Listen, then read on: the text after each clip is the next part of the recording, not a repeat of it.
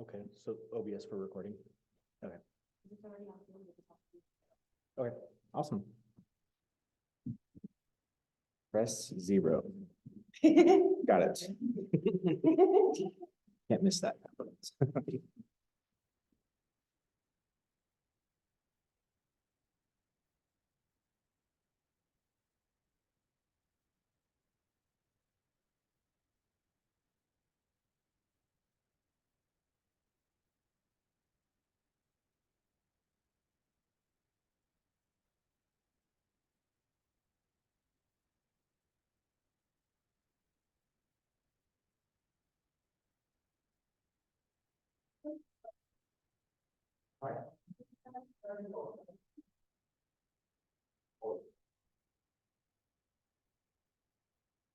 Oh, hello. How are you? Good, Gary.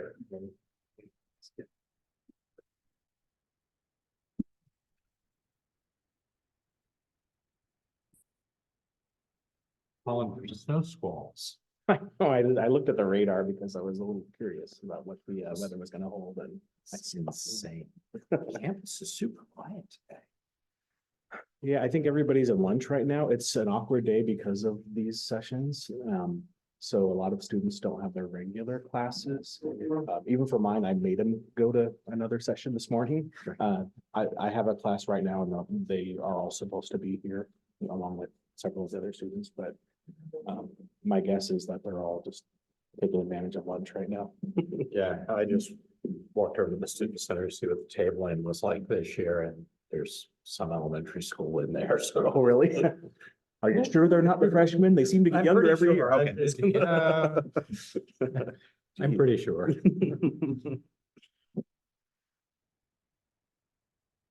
Always look forward to the annual report of what this coming year's, incoming freshmen, what the year they were born, I mean, what was going on then, and it's like, wow.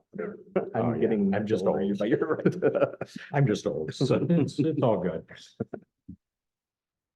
I hit one of the big 0 birthdays this year, so Oh, it's hey, all right. feeling my age. Yeah.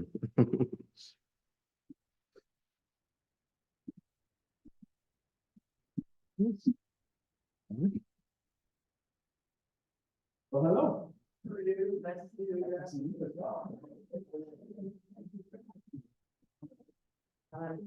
Hi, Gary Friend, pastor of the Park Church, Me too, Swami Chidananda. also chair of the Interfaith Coalition, among my many roles in town. I wanted to ask you about the ocean, because when I came here from Phoenix, Arizona, and I was a part of the interfaith community there, and it's huge, in a big city like that. But I was kind of wondering about. It's pretty much the Gaza war killed it. Okay. The Interfaith Coalition is just kind of in a holding pattern right now Okay. because, we can't get the rabbi and imam at the same table. Okay. Just, it's the reality. The imam wanted us to immediately call for a ceasefire, and we're like, yeah, but you're not asking us to call for the release of the hostages. And of course, Kolami, the Jewish congregation, doesn't want us to say anything. And I'm just like, there's no winning on this. No matter what we do, we're going to be in trouble. So we've kind of slowed down. We don't meet every month now. And we're meeting about once a quarter, and I'll be quite candid in saying that when my term ends in September, I'm going to focus on my city council work, because that's where I can get something done. Right. We're getting some real progress on housing, for example. And on dealing with poverty in the city. So, and it's completely bipartisan, which is weird. I like, Yeah, that's not something we didn't expect. like in this day and time, the fact that the Republican mayor and I are like buddies is just like weird. But all good. Oh, that's fine. So yeah, so the Interfaith Coalition does exist. It still does do stuff. I don't know whether we'll have an Abrahamic walk this year. or not. That's something we typically do in October, and in fact, the event this year happened right after the war started, and everybody was kind of chill about it. But then like 2 weeks later, it hit the fan. We're having a separate sort of controversial thing because we're hosting a potluck for the trans kid in Elmira Heights on Sunday. And, you know, people want to read into that stuff that's not there. Like, the church is raising money to pay for a 7-year-old sex change. No, we're not. That's, you know, just have a child who wants to wear a dress, you know, and be called she instead of he. We don't care. It's okay. Yeah, this was part of, this was before I came here. This was an all new bill. It's at 2009 on the building, so. Yeah, so I got here in 2015, just a few years before that.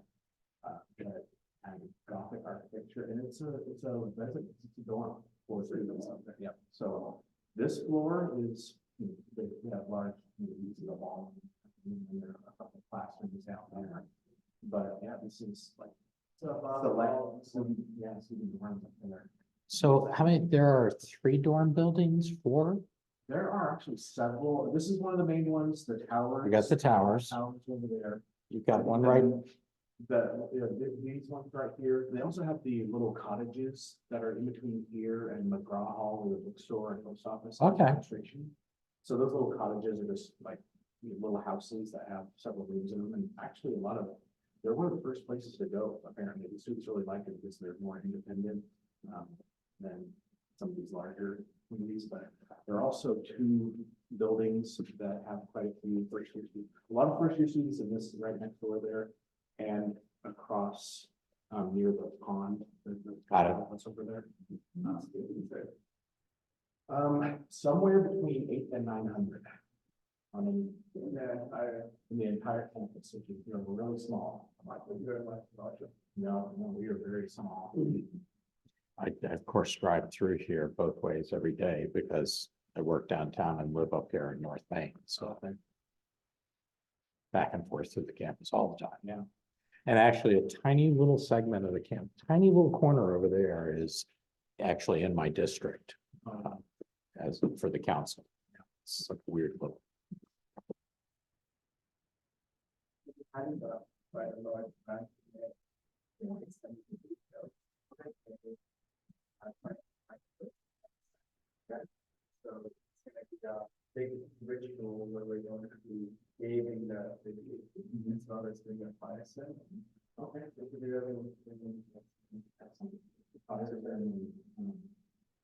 It's called yeah. Yeah, it'll be out.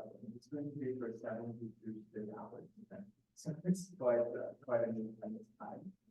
It's great practice for certified. I can send this to you. Yeah, that's great. Been traveling the last few months. The first time I've heard it. I've heard it. What is happening here? Yeah, that's good. Okay, so this is across the world. There is it's called all environmental activists from around the world have collaborated with scholars to get universities to substitute their regular classes with classes that focus on climate justice, environment, concerns. And so the idea is that no matter what courses the students are taking, you can just one day in transition to a very practical environment that surrounds them.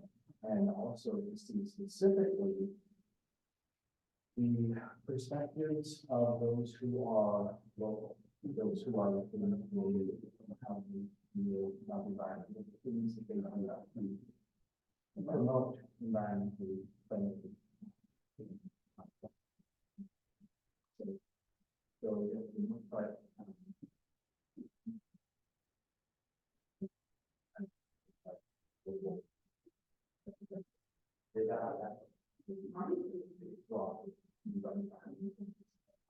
little bit, and the fact, they don't get fat. Certain things that they do have environment for, very little practical things like divesting of companies that fossil fuels, right? Having a vegetarian diet, right? That's actually something I'm talking about in my ethics class on Friday. Pulled up some new graphics and we got that kind of out about. Most of it's my dollars and whatnot. Yeah, so I'm trying to encourage people to adopt more vegetarian diet. It has a huge impact on their mind. This, if you're looking at the resource it takes to grow it out. And if you remove the cow from the food chain and just go to the source of the vegetable, the amount of water that the amount of phosphorus, the amount of methane, pollution, it's very different. Pretty inefficient. Process. I was a meat eater. I would eat meat maybe once or twice a week. That's just how it works. You don't right now because of fast food. Your diet system is literally every single day. So the amount of resources it takes to meet that demand, it's destroying this. So I tell people you don't have to be vegetarian, but just cut down on the meat consumption. And, you know, someone like me, I'm not quite a vegetarian. That is one of the least efficient, you know, pork is more, you know, you do more, fish is even more. Be mindful, Yeah, if you're in the mind, you can be every single day. It does not line up, even with science. But you see, it's not even spiritual. It's really literally a scientific body. I think Doug might become hired for you here, right? I've met that. Yeah. Doug is one of our church members, right? Yeah. Leader of the people for helping the fire. And Doug is a very, London not quite, but just leans into it once. Is it a vegetarian by reason of passion? Yeah, I mean, What compassion does it find? well, you didn't know when you signed me up that I was, you know, you were getting a twofer that I'm on all these environmental committees. I just stopped over and saw our table for urban green equity was not stacked at the moment. I'm sure that he's taking watch. Yeah. I think so. They were doing that. Something with a low impact, with a low carbon impact lunch. Yeah, we should really do retreats and events at the center. We're always very people to be there. Or maybe it's something that we can touch. Yeah, so that would be wonderful if you could sort it out.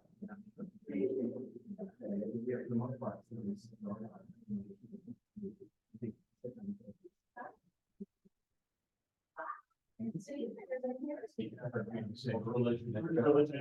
right? So.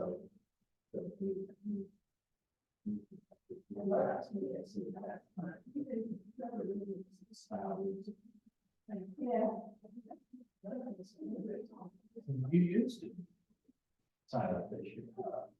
What's the, so here's the deal. I would have, but I have tried to, I have 4 Native American communities who I said, Oh, really? I reached out back in January. One of them, actually, I didn't know this guy was a student who was scratching the question. So I'm not information. Cool. So I'm learning the nuances between West Coast and East Coast communities. Coming from the West Coast where doing business is full time, that doesn't seem to exist here.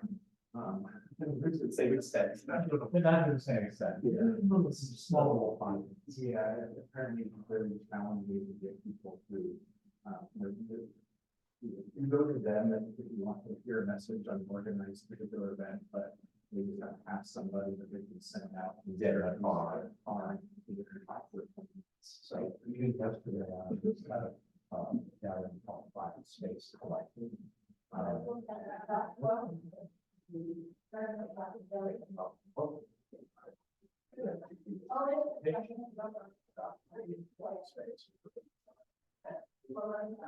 Yeah. It's early black. And all I could think was that drive, looked like up to Elmira. And when you heard the banjos, you can get on. Pretty scary parts out there. I don't know if you heard this, but when I was actually coming here, it was almost on, I had to play when he was off 11 and drive. Where's May? In the rental car, started riding. A snow squall passes through early, yeah, out of bucket. I didn't even have a coat, so I was scrambling to get the coats and I go to the bar. They say, it's May, we're not selling things now, but it's snowing outside. I mean, it's Arizona. But I left at 6 this morning and it was already 95 degrees. But I started driving and I was. US Highway 190 from Buffalo to bring towards. And I got passed by this very large truck. And one in the back was this Confederate flag. Is there a or something I might have missed? I think that was saying, I have no idea. So yes, yes. But you know, I'm very familiar with the history of the creation of the fundamentals from 1912. I'm not from there, not from there. Where oh, yeah, yes.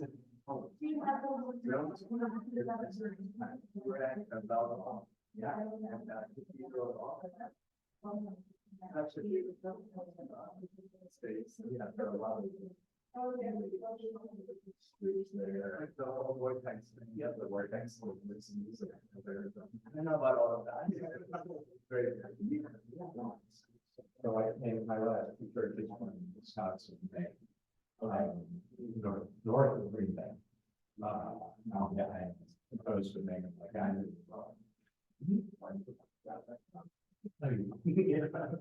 Yeah, not really, you don't.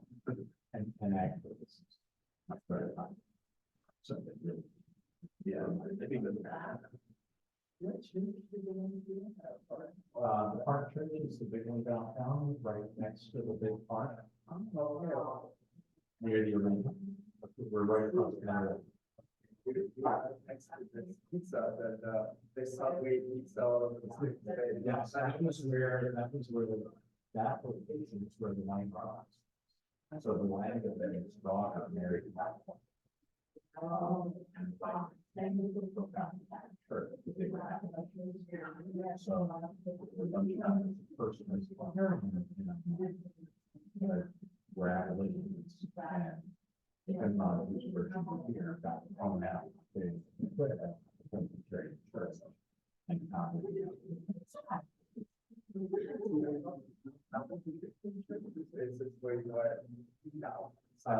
is where I am. Leading stay for his the older.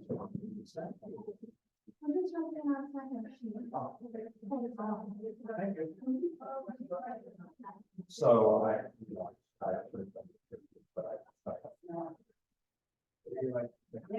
well, at this point, I'm elected. So you're the constant. So I remember. I haven't seen anything.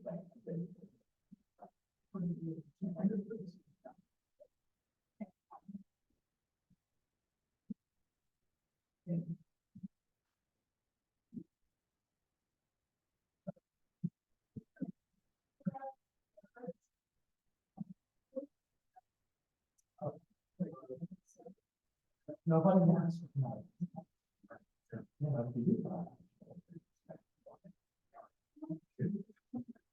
See what you're adding on that. Yeah, well, that's because you don't have fun. There are also substance abuse recovery. We don't put fun. You heard of the family? What's that? You heard of the family? Yeah, my wife, well, when I, not mine, actually, when I was born. Yeah, come to see Ocean, man. Spend some time. Come and have a beer. Sure. Yeah. It's in my eye. World. Let's see. I will change numbers. There's usually the eyes and punching take care of them. Emails, I don't really need anything. But maybe after this, we just change numbers. Sure. I hope Tom finds the place. Yeah, actually, I was thinking about stepping up there just to. Sure. Yeah, I've never met Tom, so. So how are we, the eyes of the council? We're okay? We're not making too much trouble out there? We're trying to make a lot of trouble. We're trying to deal with the housing crisis in the city. If you guys are not actually in the city, you're in the town. Oh, okay. Jurisdictions in New York are very weird. And overlapping weird taxing districts. But West Elmira is part of the town of Elmira, which wraps around the city, but is not, is a Really? separate entity. So different council members, all different. You have, right, town of Elmira has a town board, which is a whole different organization. And it even has a different police department. Really? It's not served by the city of The Elmira. city's in the middle and then the town. Well, I It's mean, kind the of like- town side doesn't completely Yeah, wrap around it. it's It's around. around two sides. So you've got West Elmira is a little bit of the town, and then just north of here, there's like a strip that's like 3 blocks wide or something. That's Oh. like the town. And then you're into another municipality called Elmira Heights. Okay. But Very interesting. they also all get organized. I mean, they're different structures. So Elmira Heights is a village and they have one set of laws. Town of Elmira is a town. It has one set of laws. Then the city has a different whole set of law, and it's really challenging. What would you, is there a place that you No, like? in no, this it city? doesn't. Just, okay. I would recognize him if I saw him, but I don't.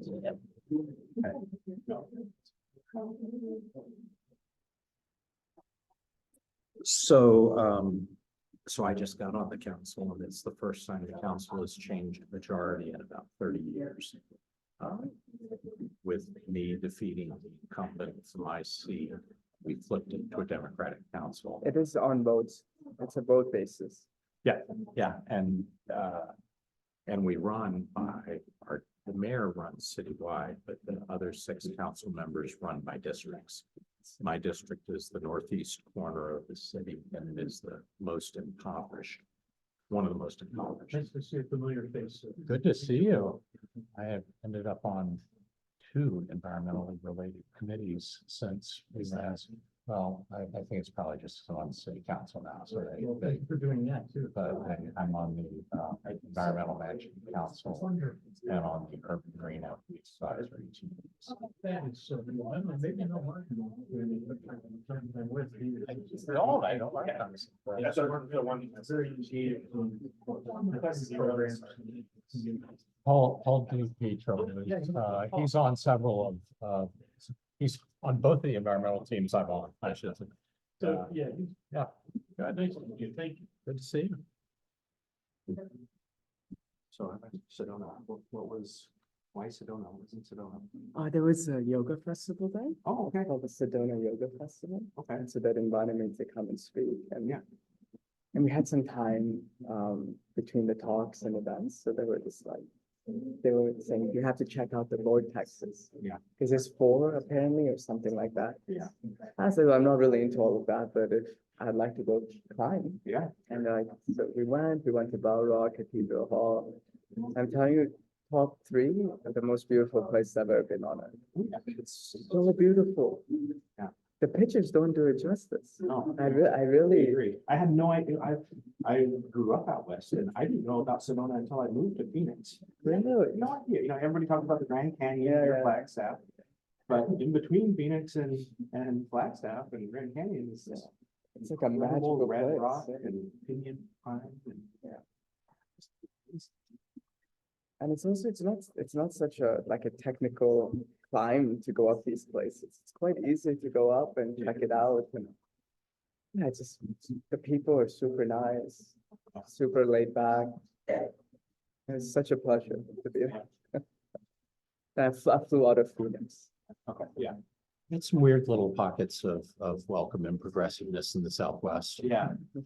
Well, And then some weird little pockets of not so welcomeness. right, yeah, no, Arizona is known for a lot of those, they have Arcosanti, an artistic community that was founded in the sixties and seventies. Some hippies there just next to her.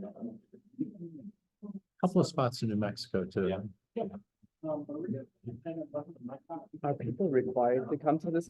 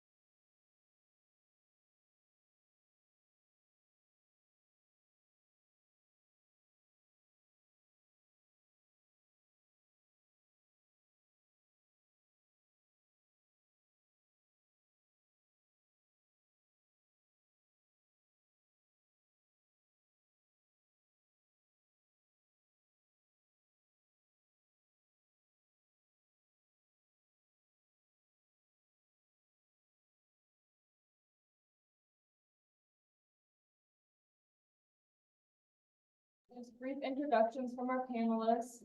We're still waiting on one, but hopefully he'll be here soon. And then after the questions, or no, after that, we're gonna kind of open up into a couple questions, but you're encouraged to kind of have like an open discussion with the panelists, kind of like a big old conversation. So I'm gonna pass it over to them, and we're just here to moderate. So if someone talks for a little bit longer than 5 minutes, we're just gonna ring a bell and you'll just have to close your talking point. But we're gonna get started. Welcome, everybody. This is one of our largest panels that we have offered over the past 3 years, and we have participated in the climate teach-in. I think there are several reasons for this. Some practical ones, right? That a lot of students have class at 1:15, and so it's a good place to come during your class. But also, I think there is an enormous amount of curiosity when it comes to religiosity in general. And I know that everybody has environmental concerns, but there might be some questions that people have when it comes to what does religion have to do with environment, ecology, environmental policy, green friendliness, ecological perspectives.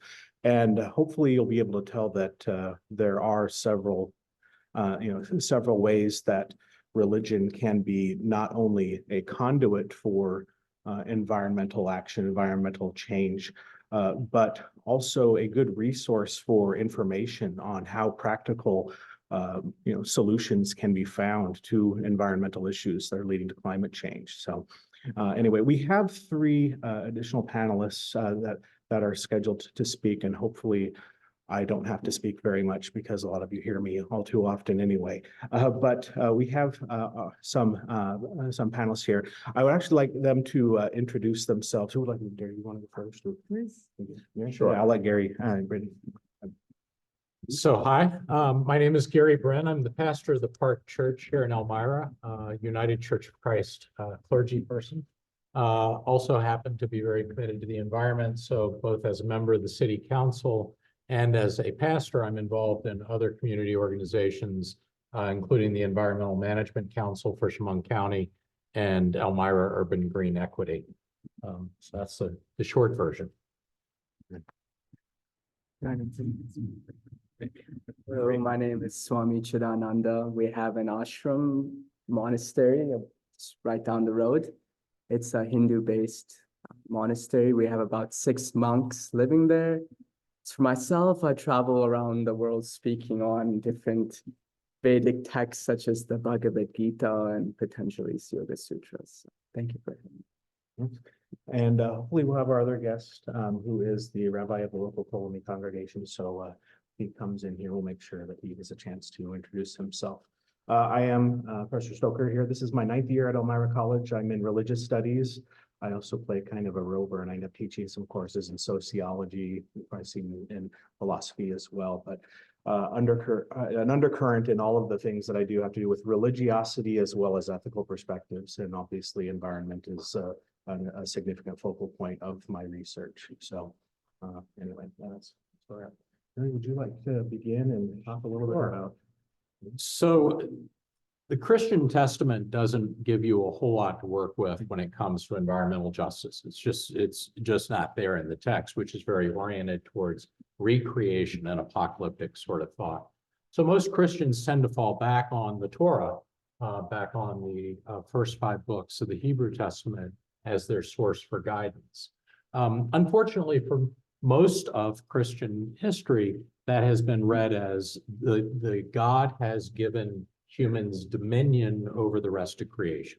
The idea that somehow humans are of a different order of creation and have power and control, and we all know how that's turned out. The good news is that increasingly Christians are reading that as stewardship of creation, which is to say a responsibility rather than reckless exploitation. So that is part of the move that is happening. And you even see that in otherwise conservative religious movements. For example, the Pope has been very outspoken on behalf of climate justice and better stewardship of creation. And now it happens that I come from a tradition that's even maybe a step further in that direction. And the reason is we believe in something called continuing testament. It's going to sound weird. You probably all read things like the Scarlet Letter and the Crucible, but it turns out the Puritans and Pilgrims were actually progressive and definitely progressive theologically. So they laid the groundwork that my denomination comes out of. And specifically the idea that God is still speaking and that we don't have the final answers. We're still learning things. So we've always been very open-minded on issues like the ordination of women, LGBTQ plus equality, things like that. And that spills over into our approach to climate justice. Our denomination has been very much committed to environmental justice, and more recently, as climate justice has become an issue, focused on that. We were the first Christian denomination to divest of fossil fuels, for example. And that was a very particular thing that we voted on and did at our national gathering for all of the financial ministries of the church. Here at the Park Church, I arrived just a few years ago. And when I arrived, the church was already called an environmental justice church or a climate justice church. They had adopted a covenant along those lines. And so we've done a number of things. Some of them are going to seem small and dumb, but they're pretty big. And some of them were really costly and required some sacrifice. We've gone back to using the old plates and flatware and glasses and cups instead of disposables.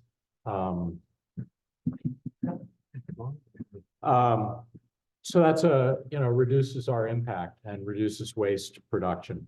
We have taken our sanctuary in the middle part of our building. Have many of you been downtown enough to see? We have a block-long, 4-story building downtown next to Wisner Park. Incredibly expensive to maintain. And so we've taken the front 2/3 of our building and moved it over to heat pumps and gotten rid of the old boilers that were the natural gas boilers that were heating that part of the building. It's not complete. We haven't gotten the whole building done yet. It's a lot of building.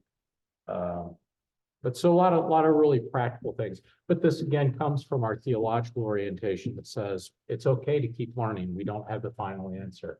And even stewardship is not enough when we recognize we're evolved in the same way that the other animals on the planet are evolved. We're just a little more dangerous. Hi.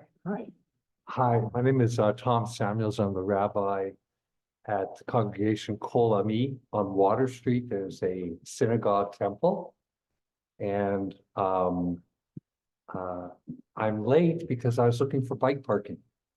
So I assumed that with all the organic apples and all the sustainable plastic bag recycling, that the assumption would be so that people would bike or walk. And if you can't, then Elmira College would have a plan to make it impossible for certainly freshmen to drive to campus and not incur the $10,000 on average a year that a car costs, indirectly and indirectly, and that you would have incredible bicycling and density and walking facilities.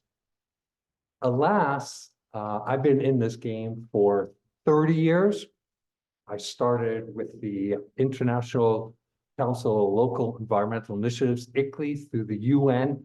At the time, we called it Global Warming campaign in the city of Toronto, where I founded the Toronto Atmospheric Fund, local incubators, and all this carbon, all offsets and everything, and pricing, congestion pricing. And 30 years later, we're still doing the same thing, except we have new language, new rhetoric. So needless to say, it's a little sad. We've reduced it to plastic spoons and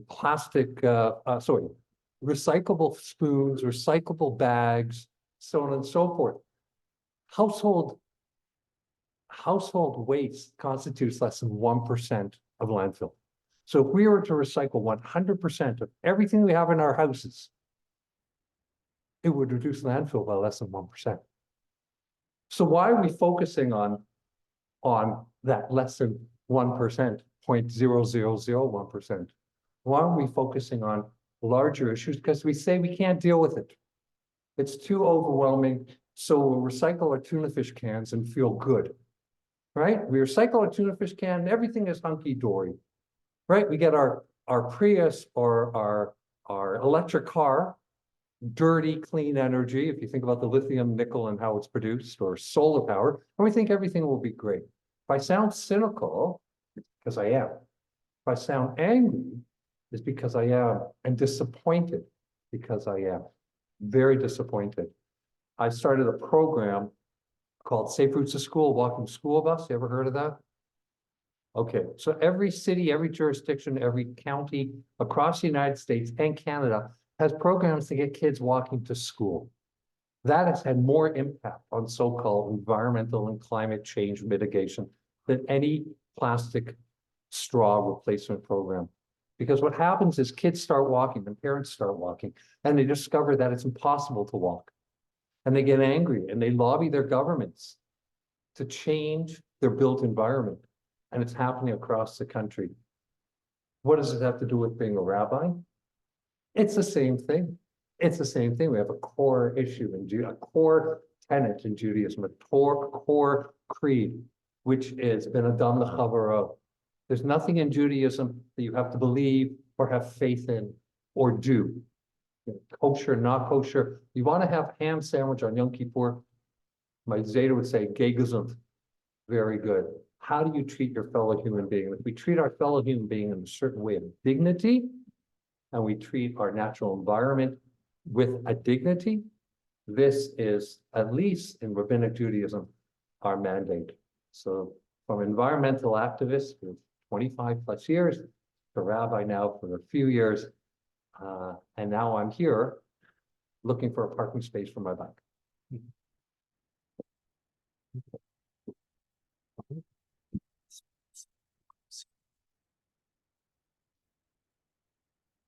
So this council is about understanding how climate and faith go hand in hand.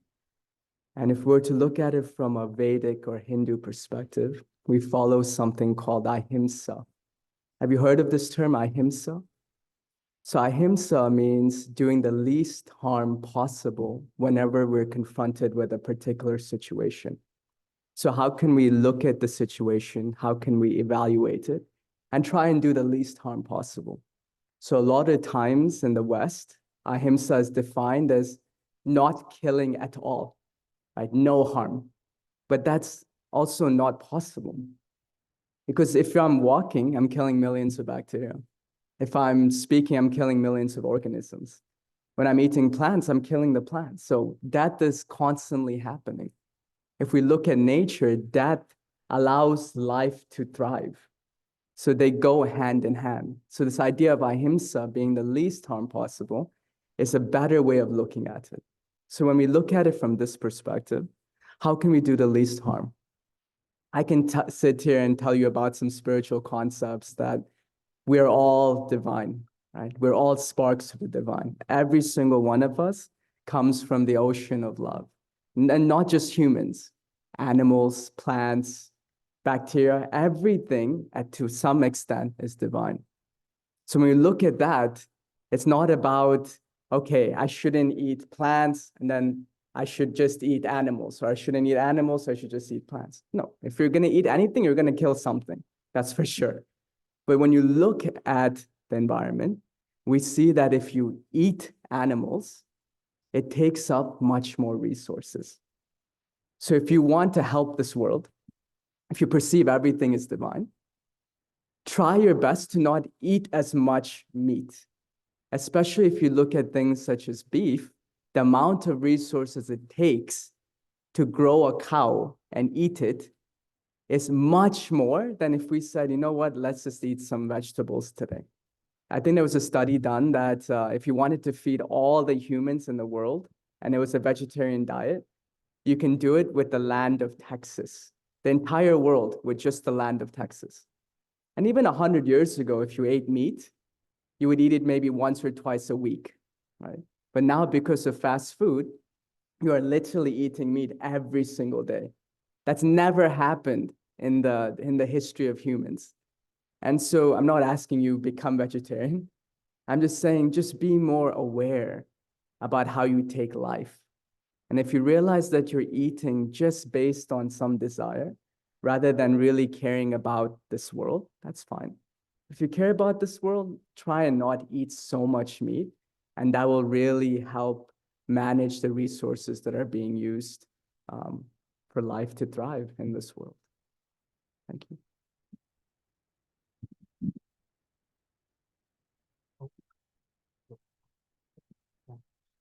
So I'd actually like to open up the floor to anybody who has a question that, to any one of our panelists. And obviously you're getting a diverse array of some different world religious perspectives that all share, you know, some things in common here. So I want to open up the floor here so we can try to field those questions for you.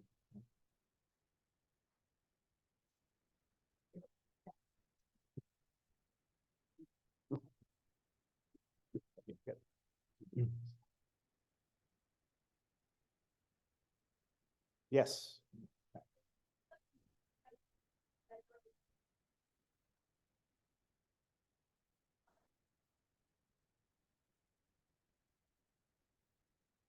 You can read. Can you repeat that just one more for a little bit louder for?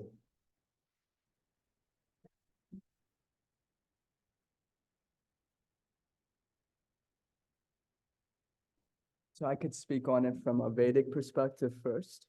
So even though in our ashram, which is just a mile away, we're vegetarian and vegan, if you're living in Antarctica and there's no plants, of course you can kill an animal or a fish.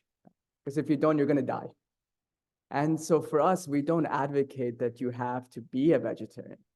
We advocate about more action with awareness. Because so many of us in this world, we wake up, we do our things that we need to, but we're like zombies. We don't actually even consider what are we putting into our mouth? What are we consuming? How are we using the resources of this world? So as you just become a little bit more aware and you say, you know what, maybe I don't need to eat cows every single day. Maybe I don't need to go to McDonald's every single day, right? And I can still survive and I can still thrive. Then just being aware, that will change what footprint you leave. So for us, everything that we do, all of our spiritual practices, yoga, meditation, it's about becoming more aware of why we perform our action. It's just about awareness. In Sanskrit, it's called kriya. So the more and more you become aware of who I am in relation to this world, automatically you won't just consume blindly. You'll think more before you start to do certain things in your life. Yeah, I'd like to jump in on that a little bit, and we're going to very similar places, right? So on one arm, I have a tattoo that's Christian scripture. On the other arm, I have a tattoo that's Buddhist scripture. Mindfulness is really important to me. And I think I'm going to kind of out myself a little bit as a good commie pinko. Late stage capitalism is all about consumption. Late stage capitalism will tell you constantly that you must consume and that your identity is based on what you consume. Social media will tell you your identity is based on what you consume. Even just mindfulness to counter that message is a huge step towards reducing your consumption and promoting sustainability. It sounds dumb, but do I need this? Right? That's a simple thing you can do every single day. You can ask yourself, do I need this? When it's books, unfortunately, I always say yes, but that's my personal, problem that I'll work on.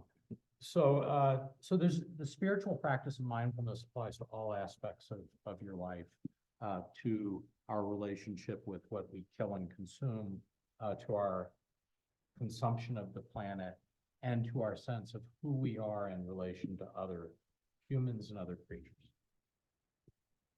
So, I'm sorry, your name is? Swami. Swami. Swami. Oh, let's see. You have the word kriya. In Hebrew, the word is kavanah, lekaven libai Hashem.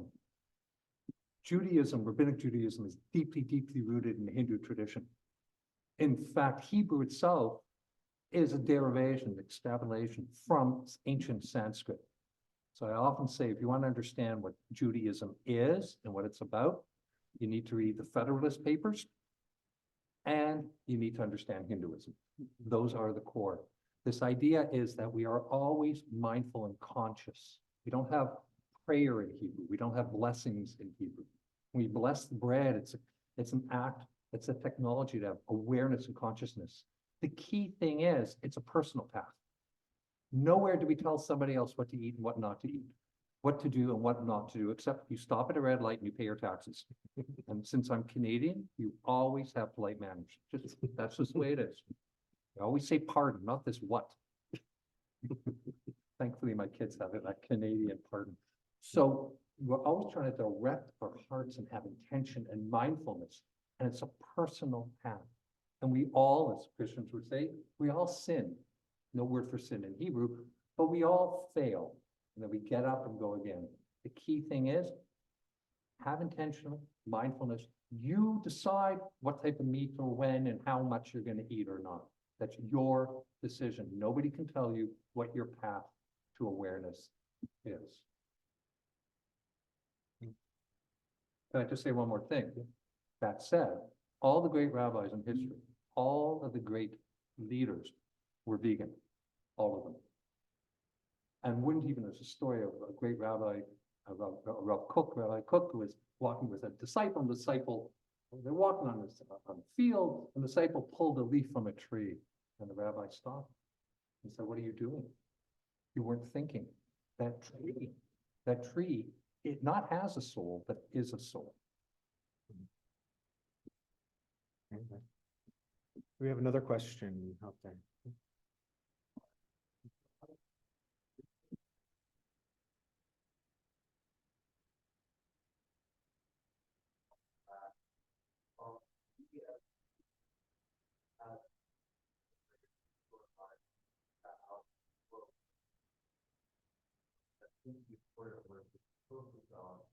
It gets the focus that you want to give, but then it gets dropped off to figure it out. Why do you take that in? Well, you see, the reason why we do the daily practice every day, it's because there's two components from the Vedic tradition. Let's just call it the mind and the heart. The mind we refer to as the ego.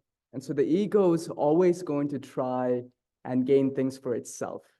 And the main thing is that it sees itself separate from everything around it. So there's separation. I am different from you. I want this. If I get it, you can't have it. So separation breeds greed, lust, jealousy, there, so forth. And that's the mind. And then you have a space in the heart. So the heart is what we would call divine. Let's just call it love, unconditional love. That love has two qualities. One is that it sees everything as equal, and it is that which has always existed and will always continue to exist. So our entire life is actually a journey. It's a pilgrimage. It's only 40 centimeters, just from the mind to the heart. But it can take an entire lifetime, because everything in the material world is there to gratify the ego. So every time you try to drop into the heart, Instagram, social media, the world tells you, no, live in the ego. Consume, consume, consume. And so it's constant fight. And that fight for us in the Vedic tradition can only be resolved through three things, okay? The first is you have to seek a community. We call it Sangha. So look for a community that shares the same values as you. That will give you strength. If you try and walk it by yourself, you'll revert back to the ego. The second is do your sadhana, or daily practice, something for 10 minutes every single day that centers you. And third is seva, selfless service. Do something where you don't expect anything in return, nothing monetary or emotional. Nobody's going to tell you you did a great job, and nobody's going to give you money, but you just do it because you want to serve. If you do these three things every day or the best to your ability, That will help you to stay in the heart rather than in the mind. Yeah, I'll jump in a little bit.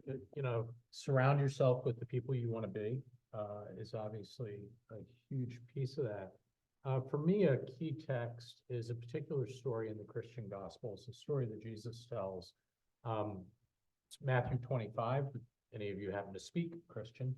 And in Matthew 25, there's this story that ends with, when you saw me hungry, you did not feed me.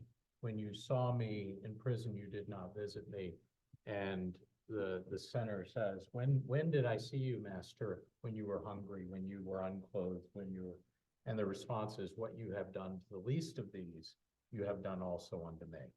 And for me, that is a message to see Christ, to see God, to see holiness, whatever language you wrap around that, in every other single person, and to realize that my relationship with every other person, and in fact with creation itself, is a reflection on my relationship with Holy Mystery, the Holy Mystery I happen to name as God.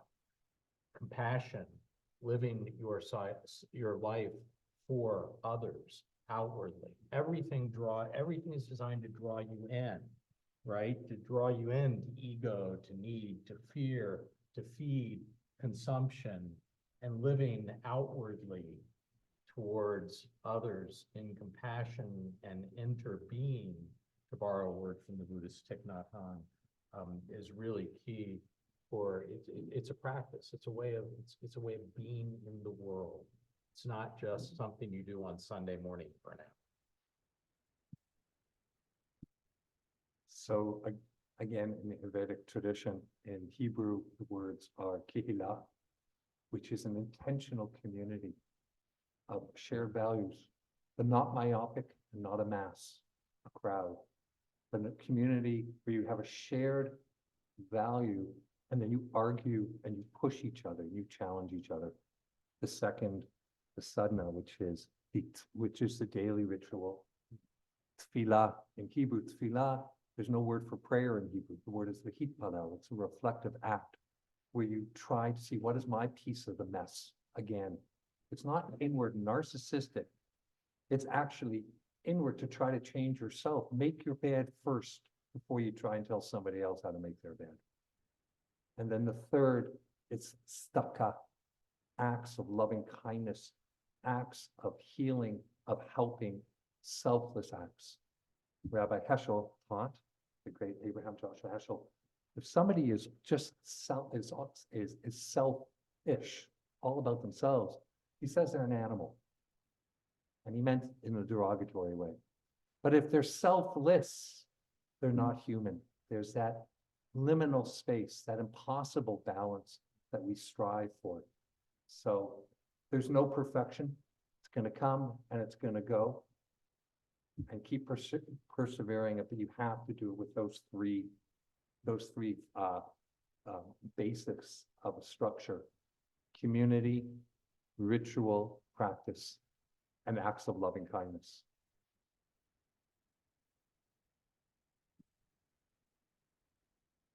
Next question.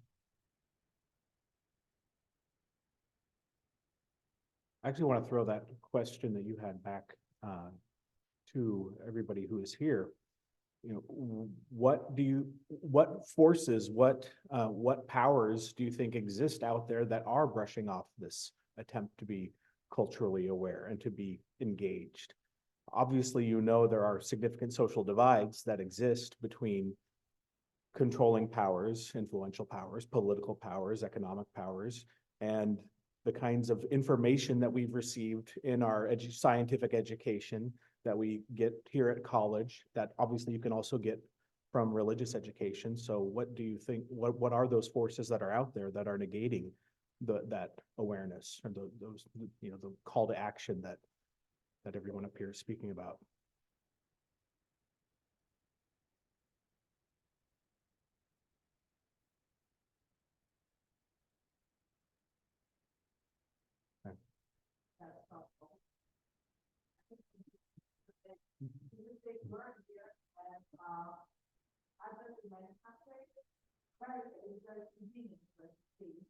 You get everything everywhere at any time, whatever you want, access to whatever you want, you know. It's hard for everybody else to let go of that and say, take the fight. Why should I take the fight when I have to be taught? Why should I not shop at Walmart when I have a drink go out there, my bread there costs me $70 and here it costs me $3? And I'm saying, as spiritual leaders, and that is also big in the United States, not as much where I'm from, but definitely here, maybe promoting that the choice, the better choice, even the smaller stuff, might make a big difference. Because kids right now are more aware than any time they have been, with older people and generations before them are not aware, and they don't want to see it, and they are more convenient ones. They are also the ones that go to churches more, at least in the Catholic way. I don't know how it is in Jewish or in Jewish way, but I'm sure they're open to. But if you could promote, I guess, for everybody to do little steps, to be less convenient and more environmentally friendly, that would make a big impact. I don't know. I have a line from The Princess Bride sort of floating through my head, but I'll let that one go for a minute and just say, I always have lines from The Princess Bride floating through my head. You know, one of the interesting things for me landing in Elmira, in our denomination, you apply for a job, you know, and you get called by a congregation, and it's a relationship, but we're not appointed or assigned or rotated in any way. So you end up where you end up. And I did not apply for the job at the Park Church for a lot of reasons, and the New York conference reached out to me and asked me to. And if I believe that the Holy Spirit manipulated the world, and I don't really, I would think the Holy Spirit must have done this, because I am in the pulpit that was once the pulpit of Thomas K. Beecher. In fact, Thomas K. Beecher did the wedding for Mark Twain to Libby Langdon. The Langdons were founders of the church, which is all a bunch of needless history you don't care about. The part that I'm trying to get to is Thomas K. Beecher preached something called practical Christianity. Right? You hear so much about, oh, if you're saved, if you give your heart to Jesus, if you say this particular prayer in this particular way, if you check these particular boxes, you'll get the giant SUV as well. And that's not the way this church thinks. And it has not thought that way for 175 years of its history. Christianity at the Park Church is about orthopraxis, not orthodoxy. Not believing right, but doing right.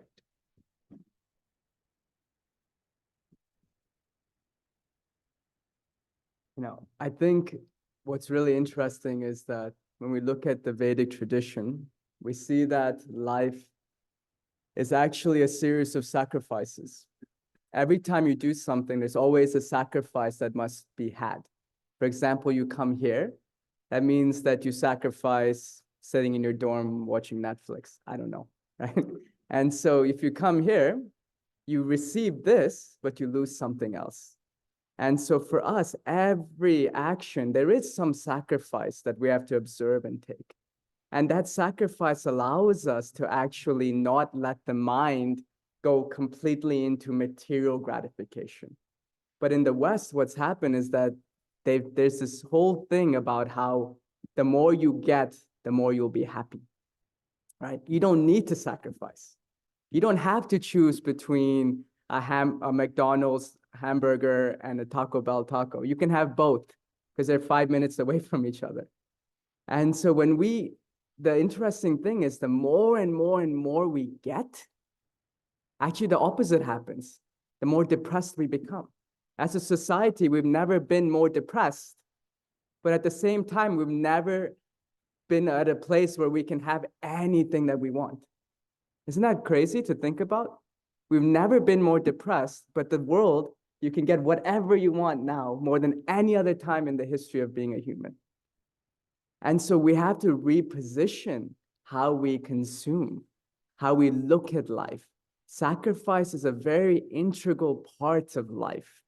And daily sacrifice, daily prayer, daily meditation, that helps you to not suffer more. That's how I would phrase it. And then there's a wonderful study of Toronto, actually, U of T, that shows people in a typical supermarket with 10,000 choices for jam. And then in Aldi's or Trader Joe's where you have two. And then they do happiness assessment studies and surveys. The Trader Joe people, the Aldi's are happier than the people in the Dominick's or the Albertsons because so many choices. It's too overwhelming for our puny Homo sapiens sapien brains. And yes, this inverse correlation between endless supply, but where's the soul? I'd like to just advocate for, and I think getting towards the tachlis. Tachlis is Yiddish and Hebrew for the practical, and you call it practical Christianity, which is so beautiful. It's not about magic and fairy dust and hokum. Tip O'Neill, those of us old enough to remember Tip O'Neill, Speaker of the House, said all politics is local. All change is local. So in my synagogue, my church, our work is local. What do we do locally? How do we change and improve the lives of those who live within a quarter-mile radius, maybe a mile radius? If our focus is beyond that, it's an exercise in futility. How do we change how our Elmira College, how does it change?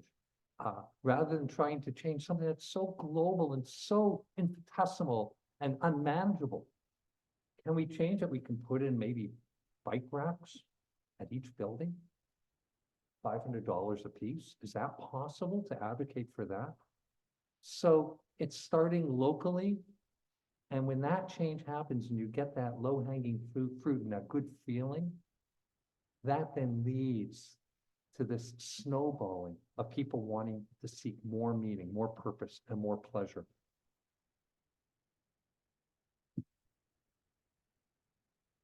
Another question.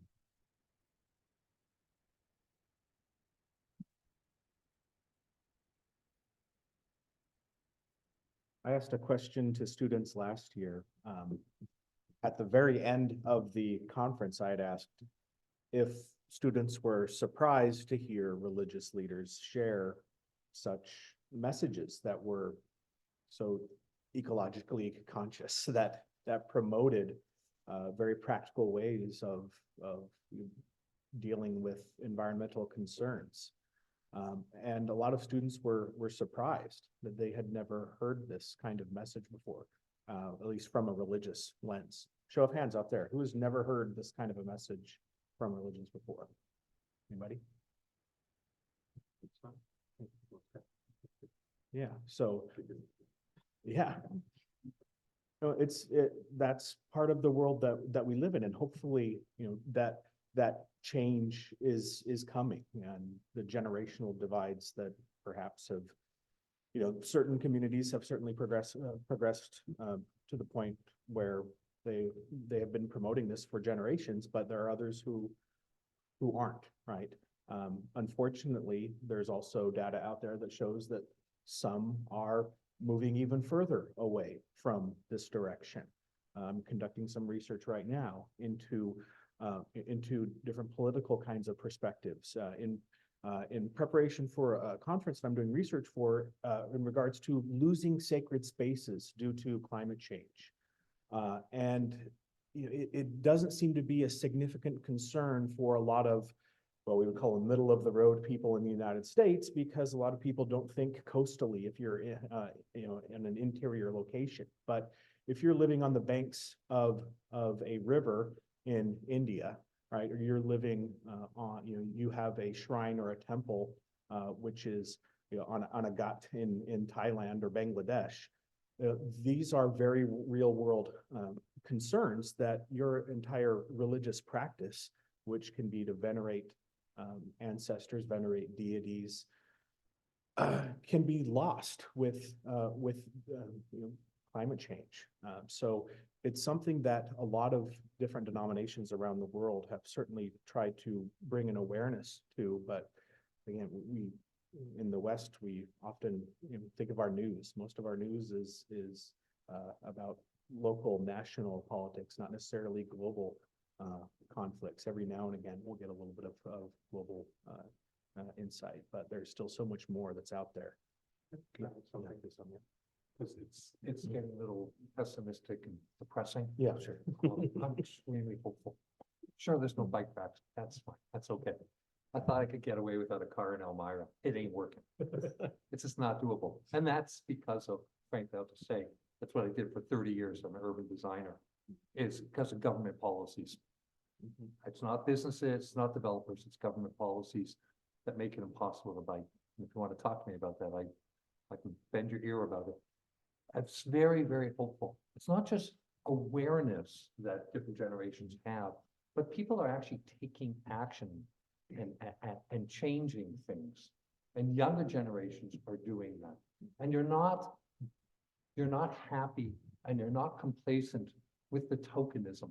Again, the recyclable straw. It's not good enough for your younger generation.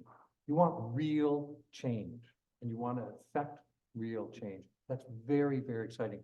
I'm a boomer. Boomer, yes.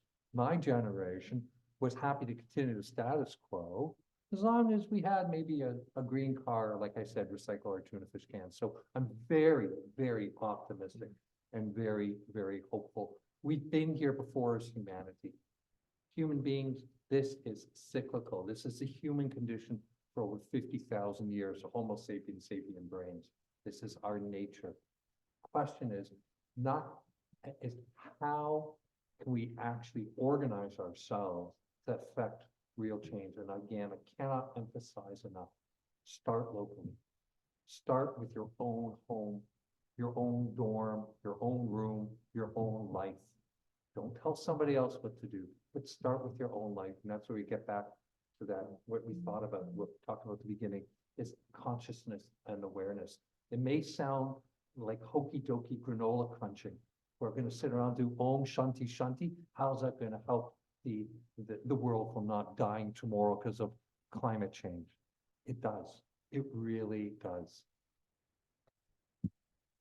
And I'm going to now partly contradict my friend, the rabbi here, and say, all politics is local and all politics is global, because nothing we do is not connected to the rest of the world. So for example, even in this county, you have politicians who want to ban solar collection, solar sites on property out in the county as a political grandstanding thing, right? They want to zone it so you're not allowed to put solar in certain areas. And that's about political grandstanding. It's not about reality.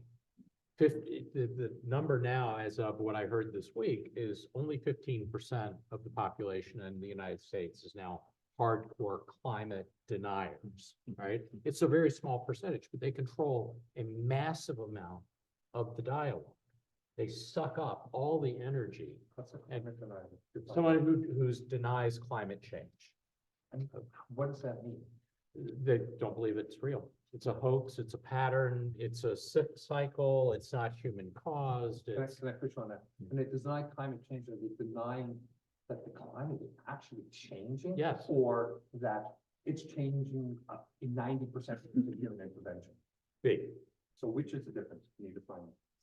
Well, I'm not gonna represent myself as a sociologist Okay. and try to talk about the polls. So I don't know the methodology of the polls, but humans are causing climate change. It's not cycles. This is just, for me, this is a reality. For my church, this is a reality. For my denomination, this is a reality. We accept it as a reality. And when you go to the polls, and I hope you are going to go to the polls, when you go to the polls, I hope climate and the environment will be one of the factors that you will consider in deciding who you are going to support for elected office. And I don't care what party they're in, to be honest with you. The person I'm doing the most work right now on the Elmira City Council with is of the opposite party. but we have come together around important issues like walkability, like housing justice, like green space in our city. But ask people what they believe and what they will do to make the world a better place. Don't just vote because this is what you were told you're supposed to do.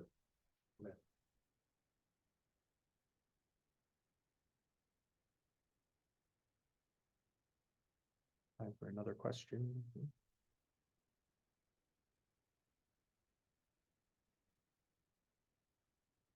If they don't ask questions, then the class ends early. No. Okay. Then we, Then you have to then we ask. sit and stare in awkward silence. Well, Like somebody fear just and asked them. insolence, yeah. What are you concerned about? Yeah. What's infuriating? What are you scared about? I don't know. No. Why are they doing? Why do they Yeah. come to this one? Yeah, why, Why come to this one? Right. those of you who weren't required to come to this room, why are you here instead of somewhere else? Those of you who are required to be here, yeah, we know why you're here, but everybody else, why are you here? I'm curious, why are you here?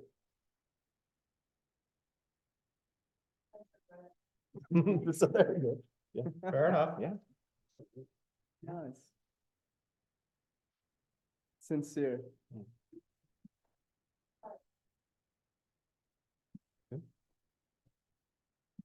Do you have any other person? Yeah. Well, but there we have options, like this is the first one, because I'm interested in what we're gonna talk about, because religion is so important in so many people's lives. And we talk about it sometimes at my church, but most of the time they don't mention, especially like because in our regular course. So I'm interested in seeing like, what are some like churches, any other religious practices, what are their practices? I think one of the interesting things is that the definition of Christianity, in particular in the United States, is based on who gets media attention. And the media attention, of course, most of the media is corporate media, right? So it's aligned with a core set of values around consumerism and consumption. And even a lot of Christianity is like a consumer product, right?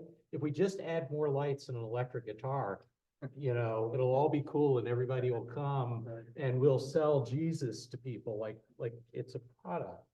And it is hard to find humility and authenticity in those spaces at times. And I find it particularly challenging for me that people assume, for example, you're a Christian pastor, you must be preaching the prosperity gospel in some mega church and wearing, $5,000 suits. And yeah, that's really not my life. Most of America's religious leaders across denominations are not Joel Osteen. We're us. Just out there doing our best on a daily basis with issues like how do we build housing in the city of Elmira, in a city that's got burned out lots. We've got people screaming for historic preservation. Some of these historic homes can't be saved. And if they were saved, they couldn't be saved in a way that would ever be ecological or green. So what's the trade-off there? So I have to bring my values, my religious values, into my work as a city council member, not to try to force people to somehow ascribe to my set of values, but in order to solve practical problems in the day-to-day, but guided on what I believe. Back in my day, we called them hysteric preservationists. Right. And they would want a road to remain this Berlin Wall in the city because it was historical, rather than reclaim the road as public space. Yeah. In my tradition, and Judaism, just to be clear, is not a religion. There's no creed, there's no dogma, there's no concept of God. There's no there's no word in Hebrew for faith or belief or prayer. It's a pedagogy, it's a methodology. When somebody and everybody's saying one thing, the pedagogy, the methodology, the MO is the question, what's the rest of the story? What are we missing? What are those crazy people on the other side who say the world is flat? Is it really, are they, what's it called when you, tool somebody, but now, and are they, what's that term in the computers now? Anyway, sound like an old guy. But are they tooling you, or are they trolling you, or is it serious? That's the word. Oh my God, my kids told me. Are they trolling you, or is it serious? Really, what's going on? The thing in Judaism, not a religion, but rather it's how we treat somebody else, a human being. Because if there's no heaven or hell, and all there is this world, now what? The question is, how do you do that? What does it mean? For somebody, justice means this. For somebody else, justice means that. For somebody, climate change means this. Somebody else, it means that. So how do we come together, not the lowest common denominator, and then end up with problem? But how do we come together and push the other person to think differently, to challenge the other person? Just important for that other person to challenge me. So I think, yeah, let's challenge each other. If somebody says to you, I just had a thought, because I'm at the food bank down there on the south side. Biggest issue we have is we don't have plastic bags, because they've been banned by the state. Is that correct? So there's no plastic bags.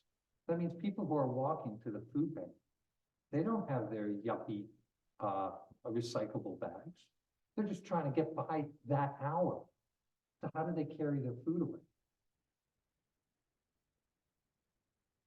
So it's the little things like that. That's why push the assumptions, challenge the assumptions, whatever they are. Yeah, I would ask you, what do you think is the goal of the spiritual path? What do you think is the goal of spiritual practices? Just throw it out. What do you think? Do any of you do some spiritual practices? You do some yoga? What? Okay, to become the best person. What else? There's no right or wrong answer. Just what do you think being spiritual means? Nobody else has any thoughts on that? Who does yoga? Okay, nobody. Okay, a few people. Why do you do yoga? Okay, so maybe the goal of the spiritual path is to relax. So a lot of times in the Vedic tradition, we say the goal is to have peace, to become enlightened, to realize your true self, all of these things, right? But these are all very, very abstract. There's something that all of us in this place have experienced. Have you experienced fear? Raise your hand if you've ever been afraid. Okay, good. At least we have that together. So actually the goal of spirituality is to become fearless. Because when you become afraid, you take decisions that lead to harm for yourself and those around you.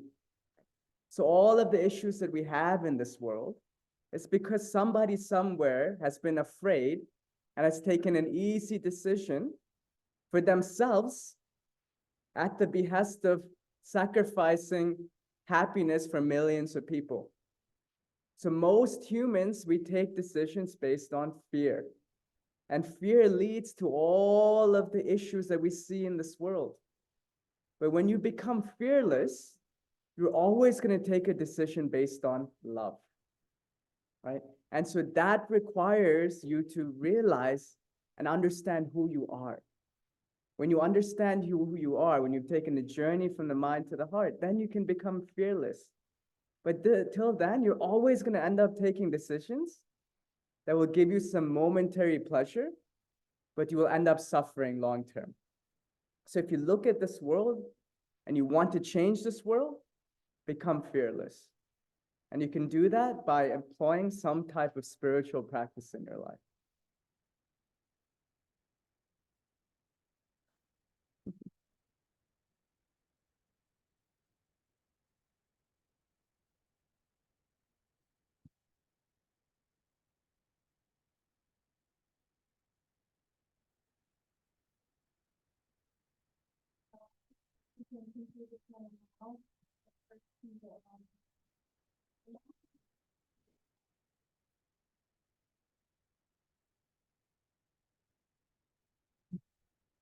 Thank you all for coming, you now dismissed. Thank you. Yeah. So, so small, poor guy. How are you? Church of Mount Elmira? Yeah.